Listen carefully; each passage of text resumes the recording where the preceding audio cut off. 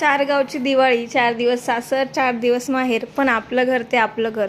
पण एवढा मोठा प्रवास करून जेव्हा घरी येतो आणि हा पसारा बघतो ना, तेव्हा बापरे, एवढं डोकं फिरायला होतं. आणि हे पापड जे बघतायत ना, लास्ट टाईम मला काकूंनी खूप सारे डब्बाभर पापड वगैरे सगळं कुरड्या दिल्या होत्या. पण ते पावसाळ्यात म्हणजे मुंबईचं वातावरण एवढं भंगार की त्यात सगळं खराब झालं. मग यावेळेस मम्मीकडनं आणलं आणि तिला बजावून सांगितलं, अजिबात मला डब्बे भरून भरून देऊ नको, मोजून 20-25 पापड दे, जे खराब जरी झाले तरी मला वाईट वाटणार नाही. कारण त्यांनी सगळ्यांनी एवढं मेहनतीने केलेलं असतं. म्हणजे पापड खराब झाल्यानंतर मला किती गिल्ट फील झालं आहे हे मला माहिती की काकूंनी किती मेहनतीने ते केलेले असणार. आणि तुम्ही केळीसुद्धा बघितलं, तिला बजावून सांगितलं होतं की अरे नको देऊ मला मम्मी, पण तरी तिने केळी ठेवल्या. आणि काय झालं, शेवटी मला फेकून द्यायला लागल्या कारण त्या सगळ्या खराब झालेल्या होत्या.